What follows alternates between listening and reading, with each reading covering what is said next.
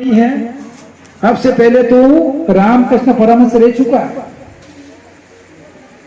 और तेने विवेकानंद को तैयार किया। तो रामकृष्ण परमहंस तू ही था। उसके पहले तो क्या था, समर्थ गुरु रामदास था, तेने शिवाजी को तैयार किया। और उससे पहले तो संत कबीर रह चुका है। और तेरा कौन सा जन्म है? चौथा जन्म तेरा है।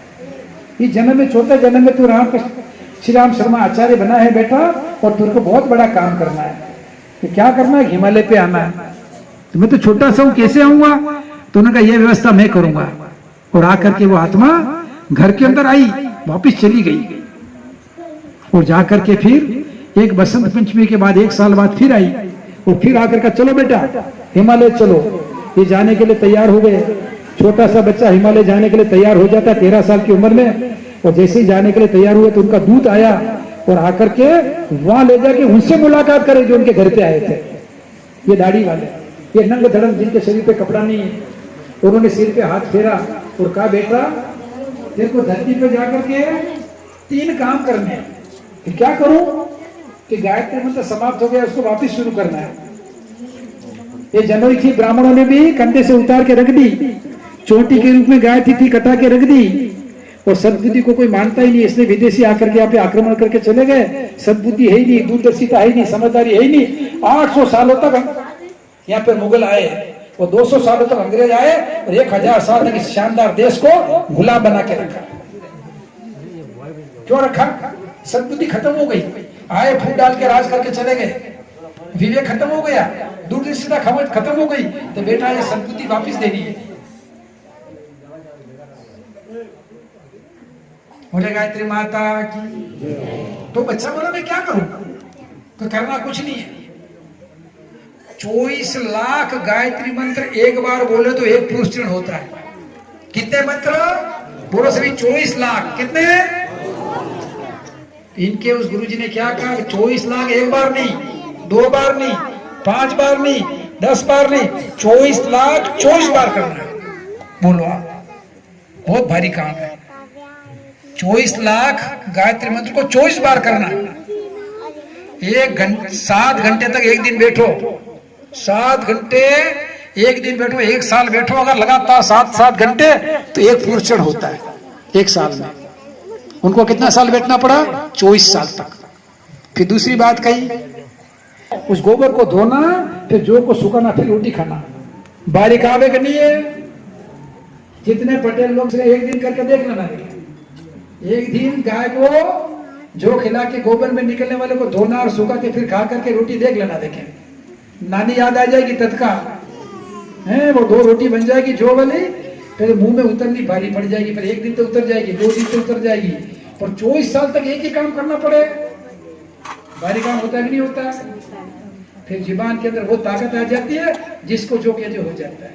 जो आता कहता बेटा चाहिए, हो जाएगा। कोई कहता नौकरी चाहिए, हो जाएगा। कोई कहता शादी चाहिए, होनी चाहिए, हो जाएगा। ऐसे ऐसे करते करते कितने लोग आ गए इनके पास में? 16 करोड़। कितने आए? 16 करोड़ लोगों ने गायत्री मंत्र की दीक्षा ली और बहुत बड़ा विराट गायत्री परिवार बना दिया उन्होंने। पहला काम किया क्या? गायत्री जप करना 24 साल तक, 24 लाख के 24 पुरुष। दूसरा ज्योति रोटी और छाछ खाना। और तीसरा कहा यहाँ से जो दीपक दे रहे हैं, जो लेके जाओ हिमालय से, ये दीपक बुझना नहीं चाहिए। ये दीपक बुझ गया तो जितना जप किया वो सब खत्म हो जाएगा। मोबाइल के अंदर डाटा डिलीट होते कि नहीं होते? कभी कभी डाटा डिलीट हो जाते। ऐसा किया हुआ तब क्या हो जाएगा? साफ हो जाएगा। बोलो, दीपक को संभाल के रखा। वो दीपक हम लेके आए। वो दीपक हम लाए जिसको कितने साल हो गए? 97 साल हो गए। 1926 में जला वो दीपक। ये 2026 आने वाला 3 साल बाद में ये दीपक को 100 साल हो जाएंगे। वो दीपक जिसकी साक्षी में गुरुदेव ने बैठ करके 24 लाख के पुरुष किए, जिसकी साक्षी में बैठ कर 3400 किताबें लिखी, जिसके साक्षी में बैठ के 4 वेद, 18 पुराण, 108 उपनिषद, 20 स्मृतियां और 24 गीताओं का जिन्होंने भाष्य किया, जिसकी साक्षी में बैठकर कितना बड़ा गायत्री परिवार बनाया, जिसकी साक्षी में बैठ के शांति कुंज हरिद्वार बनाया, युक्त अमरखेड़ा बनाया, तपोभूमि मथुरा बनाया, 2400 जगह पर जाकर के गायत्री शक्तिपीठ बनाए। इतना भारी काम किया। वो दीपक का अगर एक बार कोई दर्शन भी कर ले, उसके कई सारे दुख दूर हो जाते हैं, उसके कई सारी समस्याओं का समाधान हो जाता है दीपक को देखने से। वो दीपक किसको कहते हैं पता है? दीपक कहते प्रकाश को, दीपक कहते ज्ञान को। और उन्होंने शरीर छोड़ा अपनी मर्जी से। 2 जून 1990 गायत्री जयंती के दिन 40 दिन पहले कह दिया तो मैं आज से गंगा जल लूंगा, बस कुछ नहीं होगा। 40 दिन पहले गंगा जल लेना चालू किया और गायत्री जयंती आई 2 जून 1990 को शरीर छोड़ा। और छोड़ने से पहले कहा कि मैं शरीर छोड़ के जा कर रहा हूँ, कि दीपक के अंदर समा रहा हूँ। जो दीपक में लाया हूँ हिमालय से 1926 में, ये अखंड ज्योति के अंदर मैं जाके इसमें एडजस्ट कर रहा हूँ अपने आप को। और मुझे कभी भी देखना हो, मेरा दर्शन करना है, इस अखंड ज्योति में आके देख लेना, हरिद्वार में आकर के। लोग जाते हैं, बहुत अच्छा कमरा बना हुआ है। कोई गया शांति कुंज? इधर से कोई गए ना? एक ही गए हैं, मनोरमा बेन। इधर से कुछ लोग गए हैं, मानसा भी गए ना, मोडीला जी गए हो आप? इधर से गए हैं। आपने अखंड ज्योति देखी होगी वहां पे, बाहर बोर्ड लग रहा है बहुत अच्छा, ताम्रपत्र में बना हुआ, 1926 से अखंड दीप प्रज्वलित लिखा है ना वहां पे। वो दीपक आप हिमालय तो नहीं जा सकते, हरिद्वार तो नहीं जा सकते, लेकिन गुरुदेव ने कहा बेटा गाँव वहां ले जाओ दीपक को। वो दीपक हमारे पास में चल रहा है, उसमें घी हमारा हम अपना डालते हैं। हम आपको लाओ तो उस घी को लेते भी नहीं हमारे पास में, मेहरबानी करके को लाना भी मत, वो स्वीकार नहीं किया जाता है। वो अखंड ज्योति जलती रहती, उसकी पूरी सावधानी रखती मैडम। एक क्षण भी वो दीपक बुझ नहीं सकता। एक दीपक को बाती बदलने से पहले दूसरे दीपक में प्रज्वलित करके फिर उसको अखंड रखा जाता है। बहुत सावधानी रख करके दीपक लाया गया। वो दीपक की साक्षी में यहाँ पर यज्ञ होने वाला रविवार को। और इतना जब उन्होंने किया, इतना जप किया, इतना तप किया, इतना लेखन किया, इतना निर्माण किया, इतना संगठन किया, तो उनकी 3 बातें समझ में आई कि आदमी की भक्ति सफल होगी तो 3 बातों से होने वाली। छोटी बात को ये, और ये 3 नहीं कि कभी भक्ति सफल नहीं हो सकती। वो 3 बातें क्या है उनको विस्तार में बताऊंगा तो कम से कम 1.5 घंटे का टाइम लगता है। आज तुम्हें कल बताऊंगा, छोटे रूप में बता देता हूँ। एक को कहते उपासना, एक को कहते साधना, एक को कहते आराधना। ब्रह्म उपासना, जीवन साधना, लोक आराधना।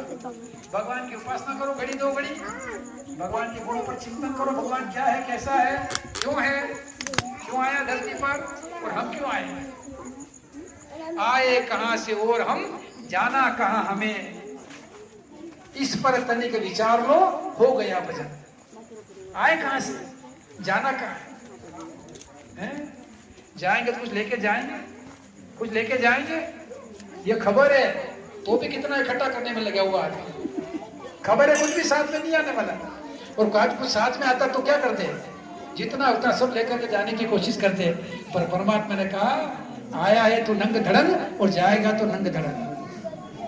खाली हाथ आया, सब बोलो एक साथ, ओम भूर्भुवः स्वः तत्सवितुर्वरेण्यं भर्गो देवस्य धीमहि धियो यो न प्रचोदयात्। देखो सब अलग अलग गाड़ियां दौड़ती है तो फिर एक्सीडेंट हो जाते हैं। कोई तो धीमे चला रहा है, कोई मीडियम चला रहा है, कोई फास्ट चला रहा है, वो पीछे वाला फिर आगे टल्ला मार देगा। तो एक से ऐसे चलोगे तो एक्सीडेंट नहीं होगा। एक तो चल रहा धीमे धीमे, एक ला रहा फास्ट गाड़ी, इसी 20 लाइन है तो कम से कम 150 लेने इधर बैठी, मेरा अंदाज ऐसा है।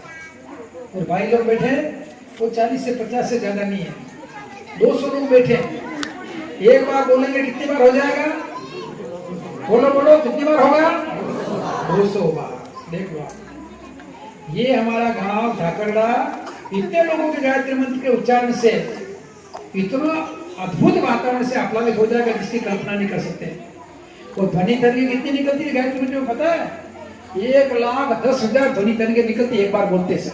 और किसी मंत्र में नहीं है, और किसी मंत्र में 50,000 60,000 से ज्यादा नहीं है। केवल गायत्री मंत्र, अभी मैं बताऊंगा इन बातों को आपको बैठ करके, केवल मात्र गायत्री मंत्र ऐसा है जिसमें से 1,10,000 ध्वनि तरंगे निकलती है। एक बार बोले और 1,10,000 निकले तो 200 लोग हैं तो 1,10,000 को 200 से गुणा करो, पूरा एटमोस्फेयर एकदम बदल जाएगा। यहाँ का तो बदल ही जाएगा, इस एरिया का तो वातावरण बदल जाएगा। गायत्री मंत्र बहुत अद्भुत है, जिस सामर्थ्य को मैं आपको बताने का प्रयास करूंगा 4-5 दिन में। अभी तो हम लोग दीप यज्ञ करते हैं। कहा गया है महामंत्र जितने जग माही, कौ गायत्री समाही।